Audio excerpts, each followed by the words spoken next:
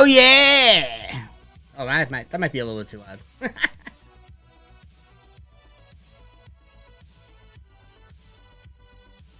Oh yeah. All right. I think we're live. We're good.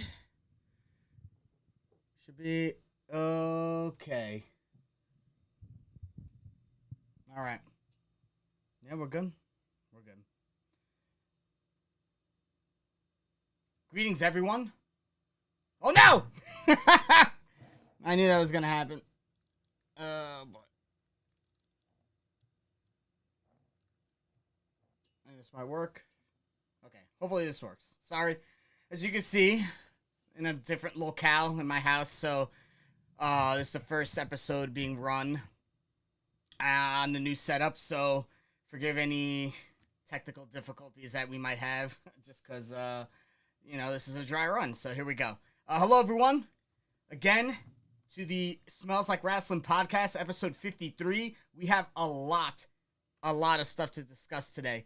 We had that big pay-per-view this past weekend, Elimination Chamber, Sammy versus Roman for the title.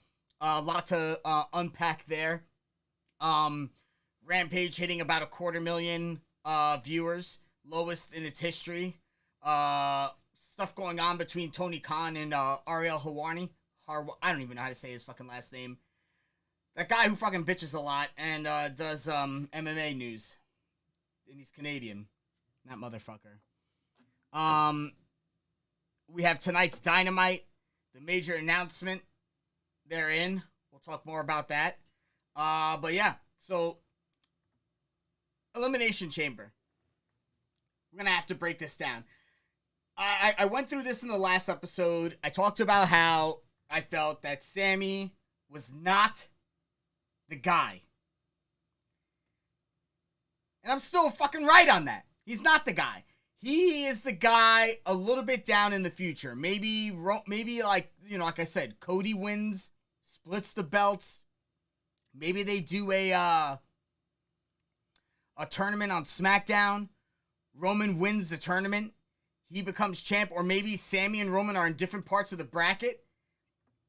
And then it's them for the vacant Universal title. But to be quite honest, it really does look like they're going the whole Sammy and KO as a tag team route. So for those of you who are looking to see Sammy become champion, that is not going to happen. At least not at WrestleMania. I mean, unless they do a major about face and something changes, then all right, I could see that. But I don't know. I'm not too sure. I think my money's on Sammy and KO winning the tag belts and Cody winning at Mania, and then, maybe they split the titles and there's someone else on, or maybe, it ends up being someone else, whatever. But, I don't see Roman. I don't know how they could book Roman without the title belt anymore and without the bloodline. If you're going to get rid of the bloodline, you should at least keep the belt on him. But I'm not saying for him to keep the belt through Mania. I'm saying for him to drop the belts and then chase it real quick in a 4-week tournament so that it's not really too long on television that he's not on there, but you could pop a couple of ratings whenever his matches do. And then he goes and he wins the SmackDown belt and he continues to be champ on SmackDown.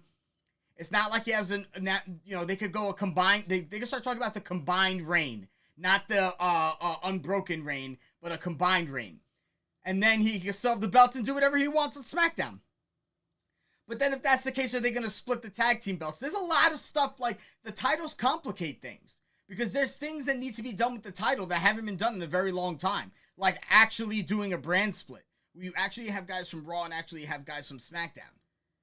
And they just stay on 2 separate shows, and every once in a blue moon, you have a guy come out from the other show to do a whatever.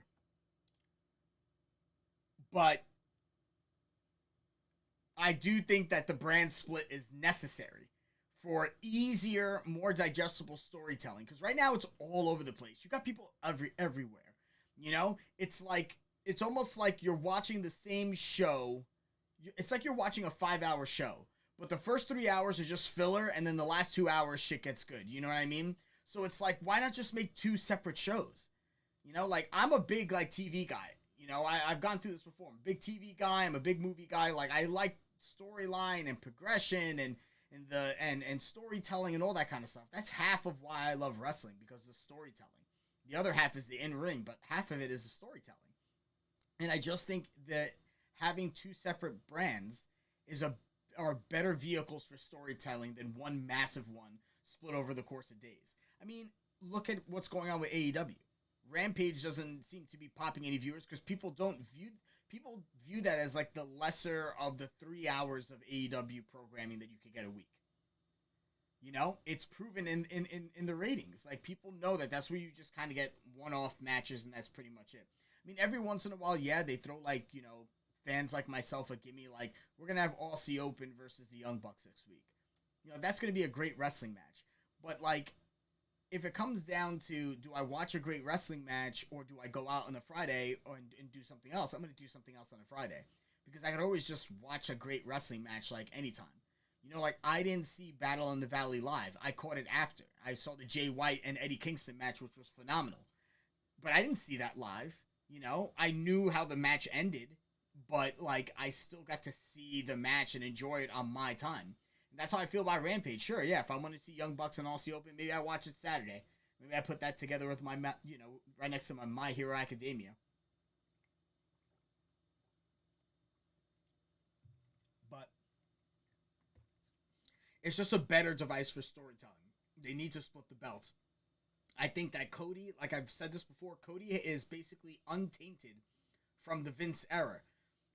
Cody had like 2 matches in the Vince era, which was, his injury was extremely lucky for him, seeing how everything played out with Vince no longer being in power. All right? Thing number 1 was they didn't really get to mess him up. He had an awesome match with Rollins at Mania, had a huge pop, a big entrance. He looked like a big deal. Then he had that awesome match at Hell in a Cell with Rollins with his whole entire pec torn off. And that further cemented him into this, like, really top of the card babyface. Now, in my opinion, they should have had Cody come in at like 2 or 1 and go the distance and win the Rumble. And that would have been falling in line a little bit more with this big underdog. Cody is a guy who will fight through adversity to win kind of story. Instead, they put him in at 30, and he just kind of just like beats everybody and wins. Beats Gunther, who was in at like 2 or 1. And you know what I mean? Like, those roles should have been reversed. They should have Gunther come in at 30 and Cody come in at like number 1 or 2. Then that would have just like, then, no one would have been looking forward to like, oh, who's the surprise 30? Is it Cody? No, because Cody would have been out already, and they would have known that was a story to be told. But then, like, I felt like that didn't go along well. That didn't go well alongside the rise of Sami Zayn. So you kind of give Cody a shortcut, but then you have Sami Zayn, who's constantly he's always fighting for the adoration of Jay, fighting for the adoration of Roman, fighting for himself, fighting for this, fighting for that. Like, people want to get behind this guy. You know what I mean? And it's just like, you're just giving Cody a shortcut while you have this guy who has the storyline that technically Cody should have. This like hard. Well, I mean, Sammy is more of like the underdog. He's like the quintessential underdog. Cody's more of like the working man's champ. He's not necessarily an underdog. You just know that this guy is scrappy and he's gonna fight and he's gonna win. Sammy is kind of like it's a big swing and a home run, or a big swing and a miss. And that's pretty much like Sammy. So I like how on Raw they are not putting Sammy and KO immediately together. They're actually giving this an opportunity for it to be earned.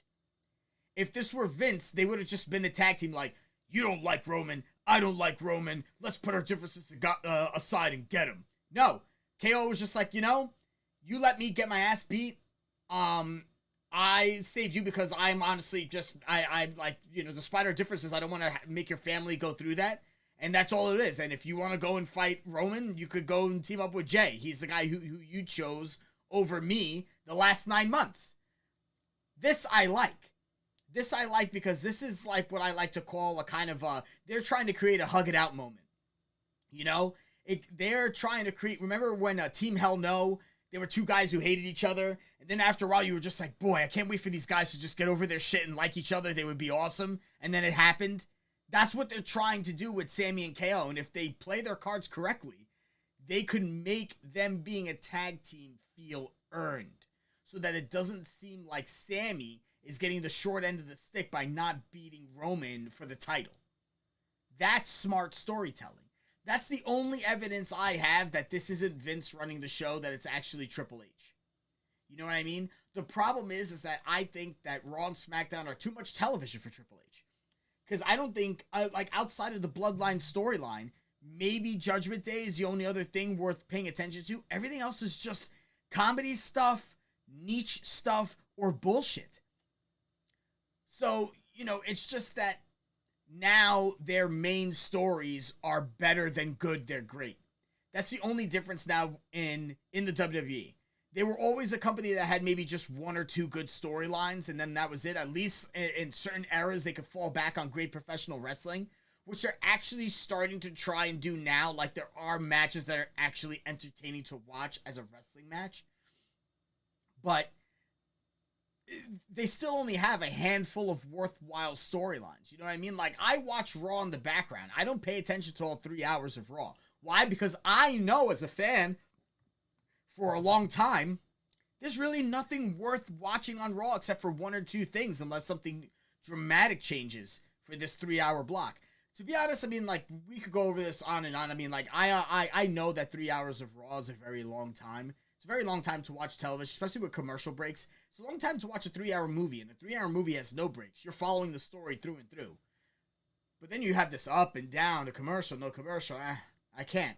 SmackDown's the same thing. There really is nothing really big going on SmackDown aside from Bloodline.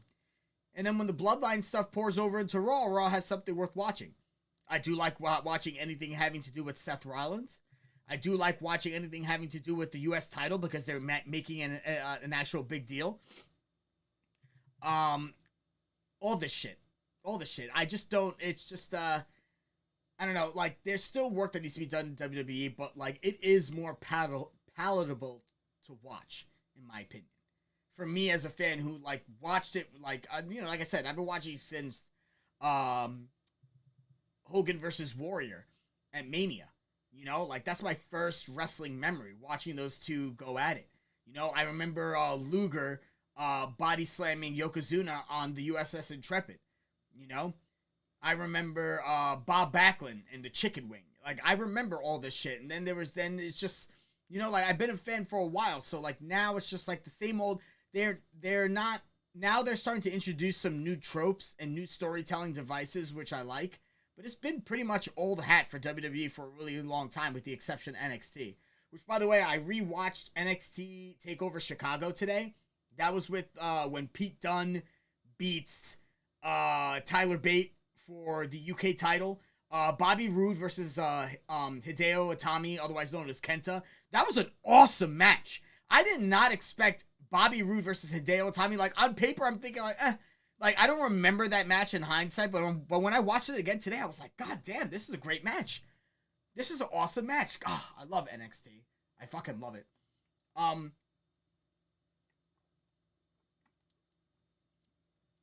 So yeah, I think they're doing a great job. Now, here's my one criticism of the whole Cody storyline outside of what I said about the Rumble. This needs to stop being about Cody and Heyman. This has to stop.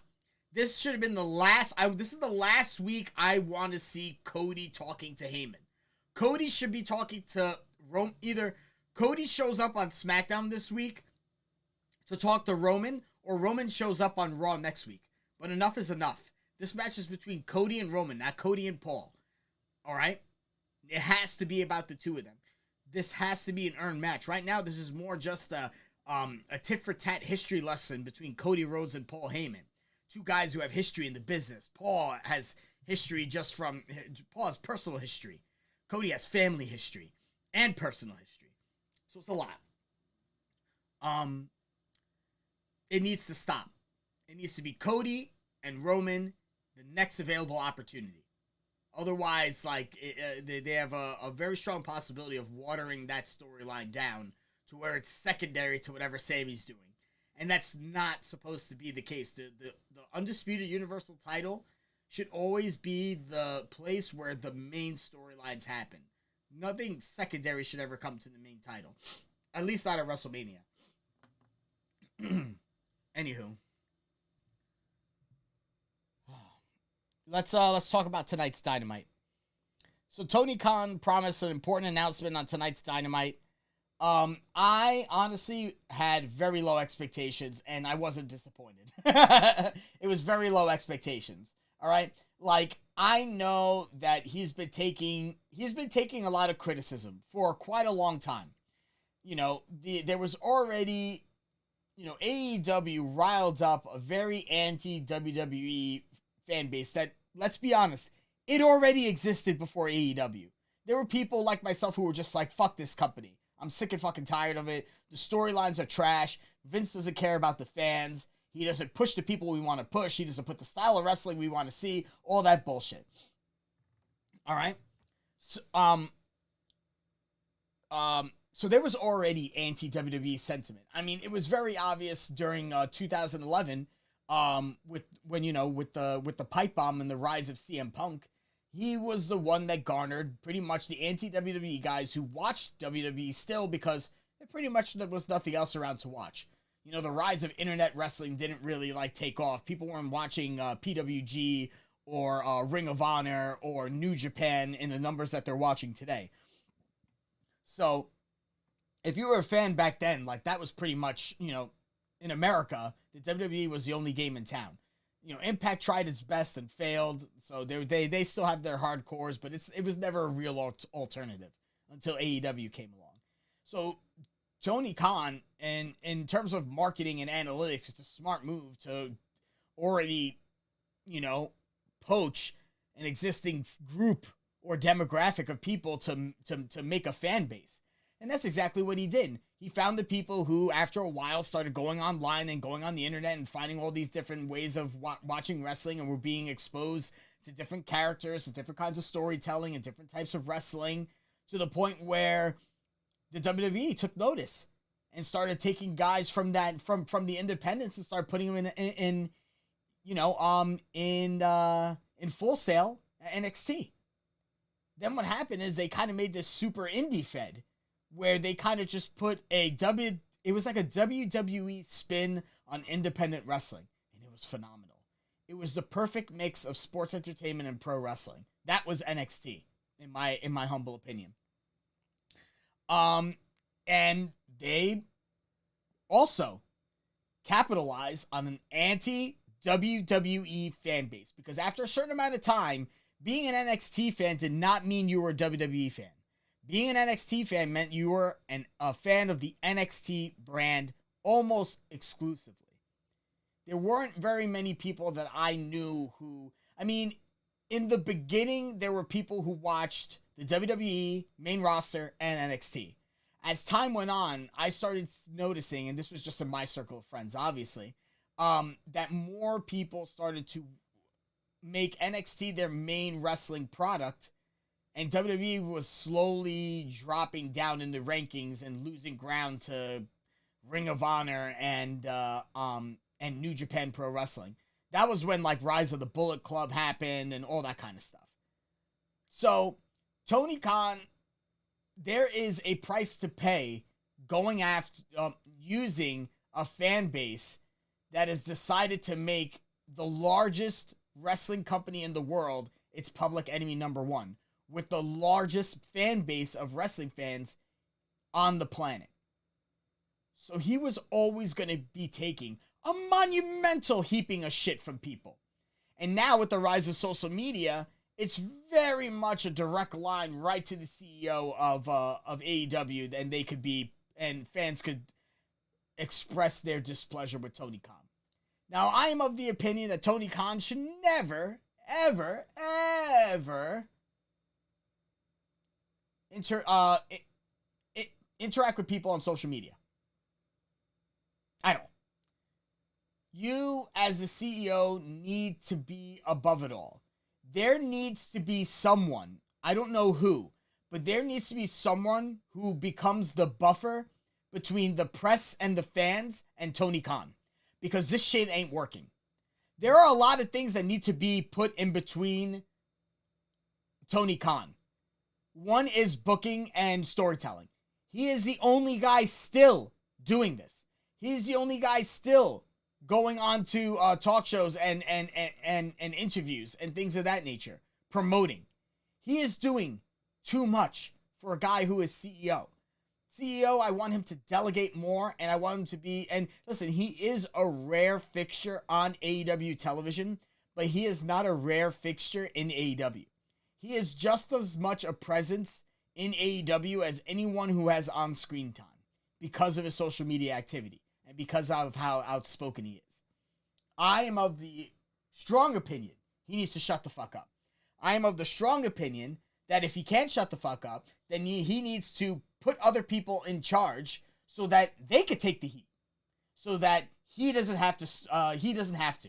You know what I mean?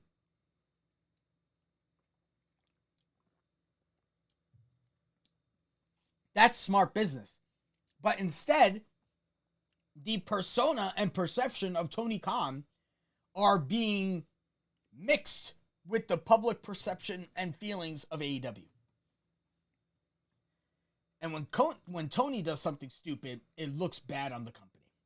And it looks bad on the wrestlers. And they're the ones that have to answer to it. They're the ones who have to deal with the crap and the shitstorms that this guy keeps stirring up. Another thing is, his press conferences need to be either fake or real.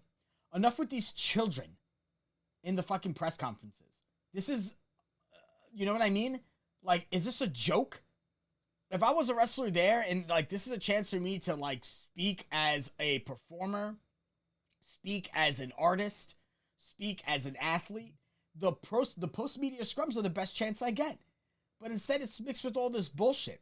They should be clear-cut, hey, listen, this is, you know, like, with the wrestlers, it's going to be, a work, and with Tony, it's going to be a shoot. Or, you know what I mean? Like, set proper guidelines, because it's ridiculous, because the message is getting lost. All right? Tony Khan needs to shut the fuck up.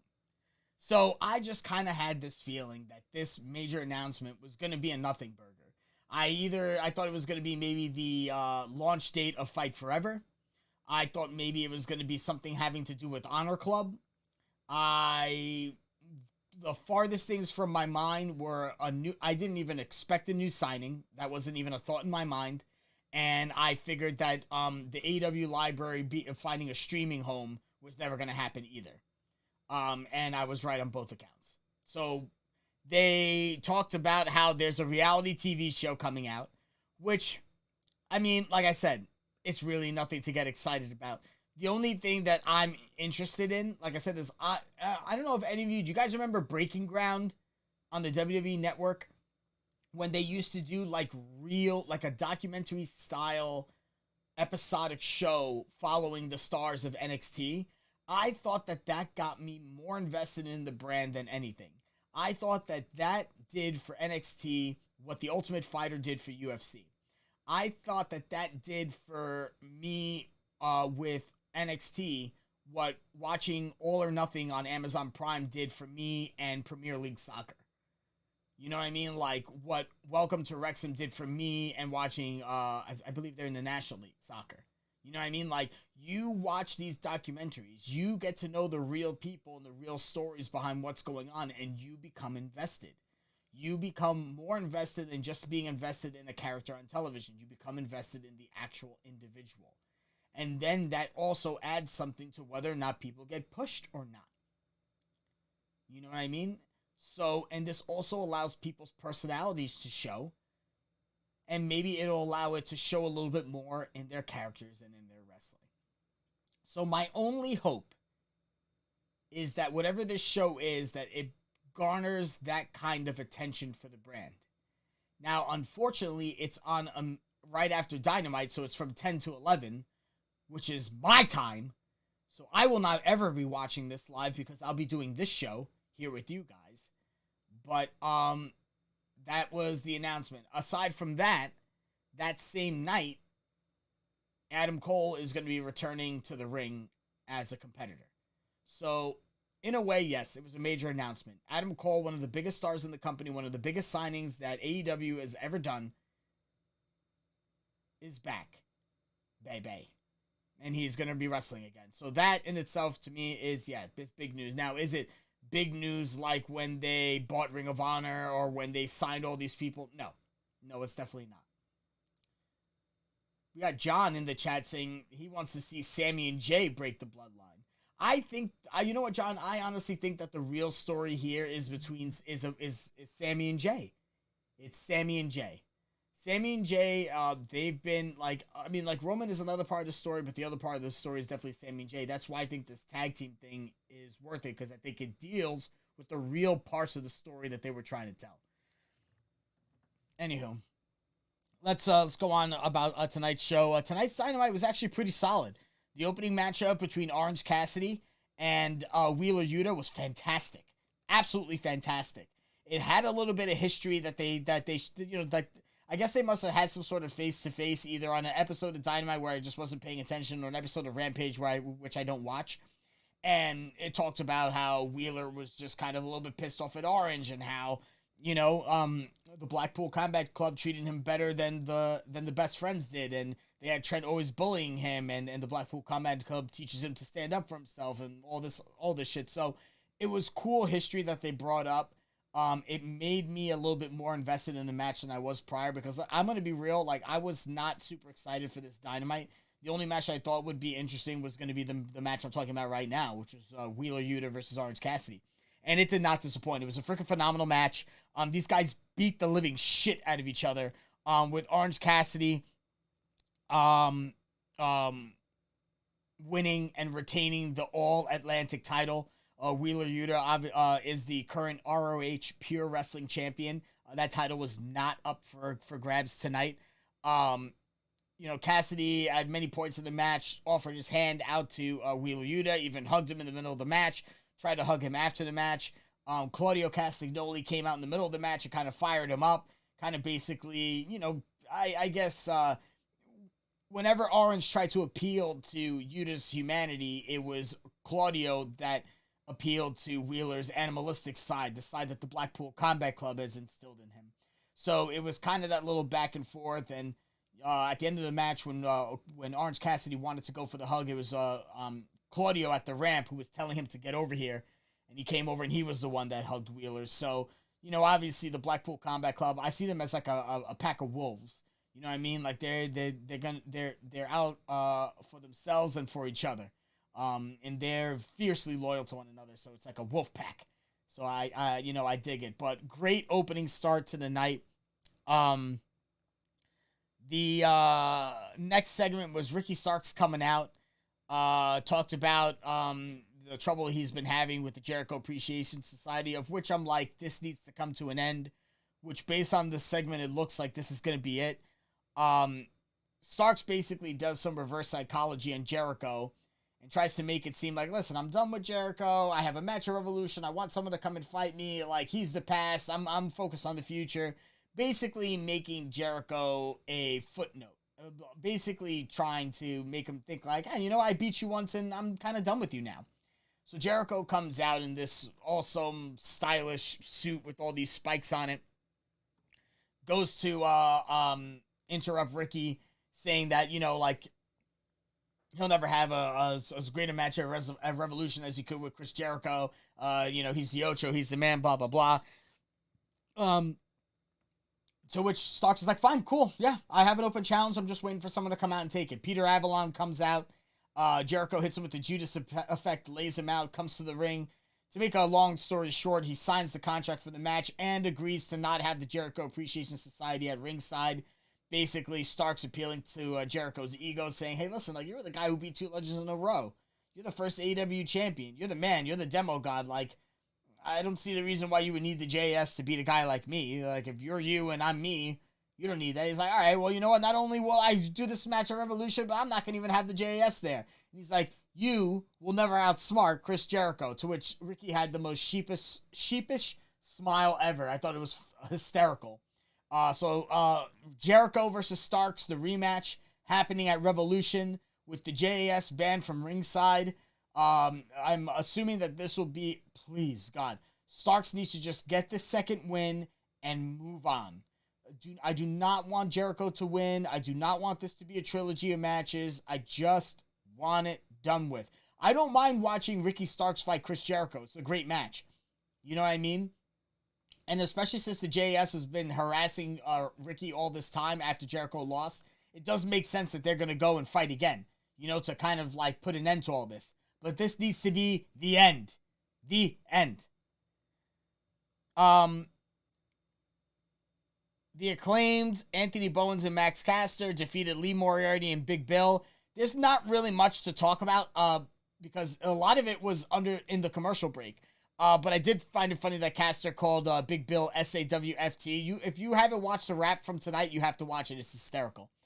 Shivani introduces Christian Cage. Before Christian Cage could talk, Jungle Boy comes out and lays him out, beats the shit out of him, takes out 2 chairs, about to do the concerto, and then does the same shit that makes me not care about Jungle Boy.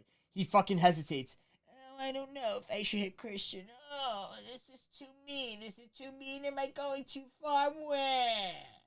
Just hit the motherfucker. He took your best friend. He almost injured you. He tried to end your career. He destroyed you. He lied to you.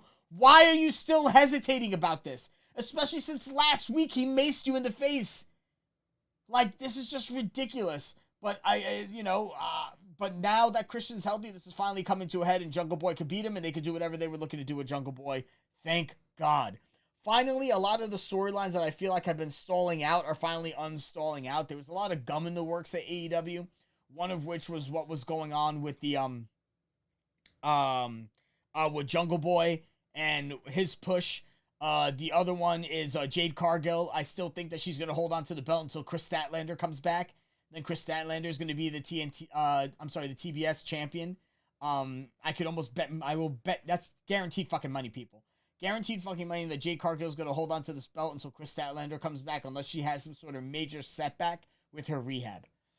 A video package plays with Wardlow and Samoa Joe about the whole, he cut my hair, you know. I thought that was kind of lame, the whole cutting of the hair thing. And how, like, I grew my hair long for my dad. Like, okay, you know, that's a very touching story, but I wouldn't have made that storyline. Saraya,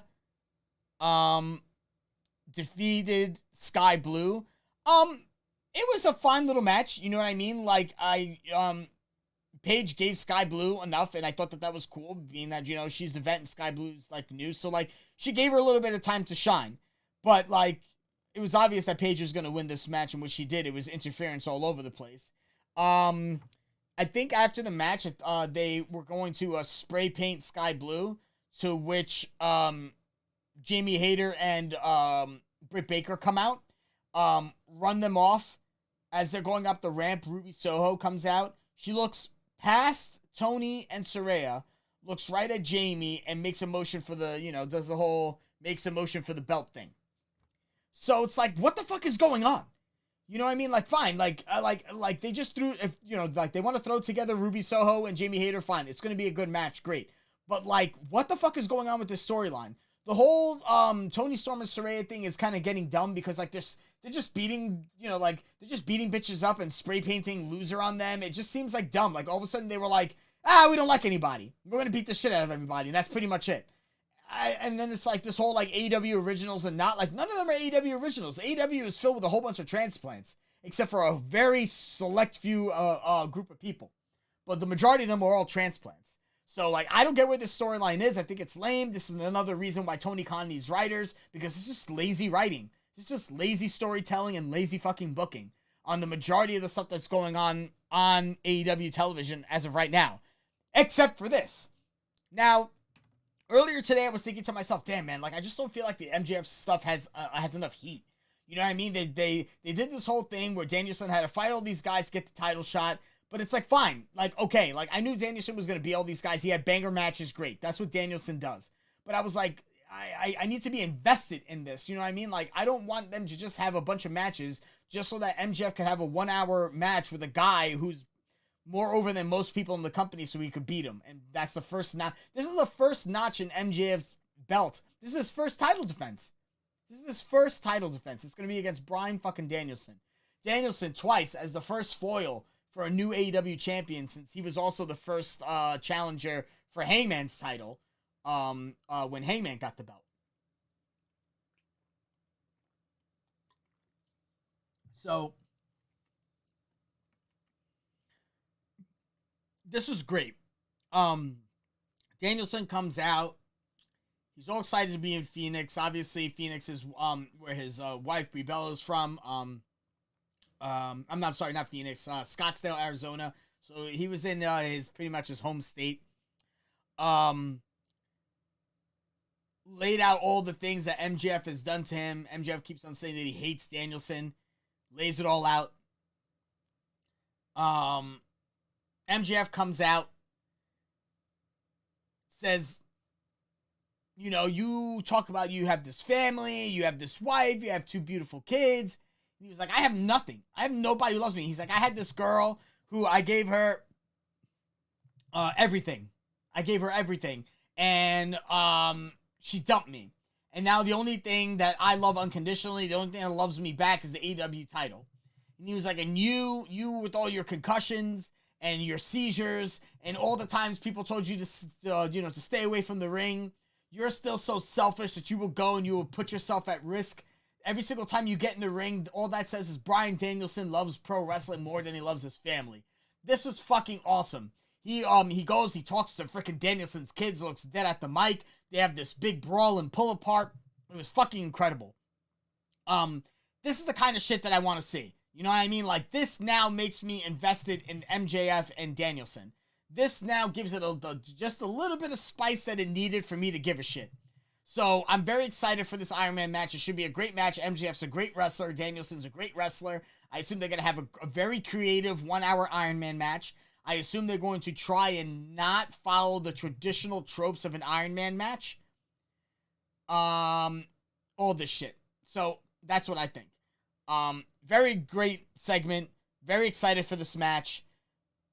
Now I'm starting to look forward to Revolution now that the card's taking shape, because until tonight, this card has been a nothing burger. I mean, we knew it was going to be MJF versus Danielson, but they haven't really announced anything else. Shivani's backstage with Jamie Hayter and Britt Baker. Hayter says that Saraya's come back, tried to wreak havoc. She's undefeated. Hayter said Ruby Soho also deserves the title shot, so she's going to make it a triple threat. So it's going to be Jamie Hayter versus Ruby Soho versus Saraya for the AEW Women's title at Revolution. That actually, on paper and in the ring, should be a good match. Granted, the storytelling is shit, but they are 3 talented women's wrestlers. Jamie Hayter's the best women's wrestler in the fucking world. All right? Period. I think she's better than Mercedes Moné. Now, before anyone crucifies me over this, I have not seen the match that she had with Kairi Sane yet. But I'm telling you right now, Jamie Hayter's the best female wrestler on the planet. Jeff Jarrett and Jay Lethal won the Tag Team Battle Royal to advance to the Tag Team Title 4-way at Revolution. 4 tag teams are going to be vying for the title at Revolution against the Gun Club, which actually, because I didn't record last week, I forgot we didn't mention that. I don't know if this happened last week. I'm not sure, but the fucking Guns are the tag champs. Unbelievable. So yeah, that's that. It was a battle royal, not really much to talk about. Renee Paquette is backstage with Tony Khan, says she has a huge announcement. That Adam Cole's the one who made the announcement, actually. Said next month there's going to be a weekly 1-hour TV series immediately after Dynamite called AEW All Access. It's going to be an unfiltered look at AEW. And also that night, a month from now, is going to be the night that Adam Cole debuts back on Dynamite. So in a month from now, we will get the return of Adam Cole and a new television show on AEW. Let's hope they have fucking viewers that left that even give a shit about this reality TV show. Jon Moxley defeated Evil Uno. They made this whole thing. Evil Uno was going to be the one to fight Mox. He was tired of Hangman standing up for him. This is something that Evil Uno wanted to do for himself in the Dark Order. And this happened exactly how I thought it was going to happen. Jon Moxley beat the ever-loving shit out of Evil Uno. He bloodied this guy up. I'm talking a gusher. Moxley was gushing blood. Evil Uno, who wears a luchador mask, he was fucking gushing blood. Jon Moxley beat the crap out of him. This ended with a total brawl between Dark Order and the Blackpool Combat Club. I'm wondering if that turns into just like me. I'm hoping it actually turns into like an 8-man elimination match, like a Survivor Series match. That would be kind of cool, but who the fuck knows? Rampage as it stands.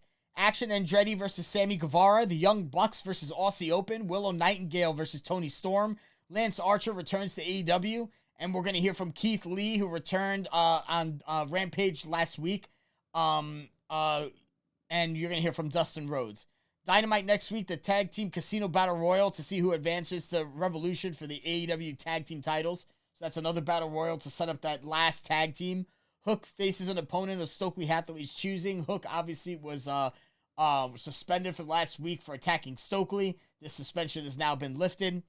The card for Revolution as it stands. Revolution, March 5th. MJF defends his world title against Bryan Danielson in a 60-minute Iron Man match. Samoa Joe versus Wardlow for the TNT title. Jamie Hayter defends her AEW Women's title against Saraya and Ruby Soho.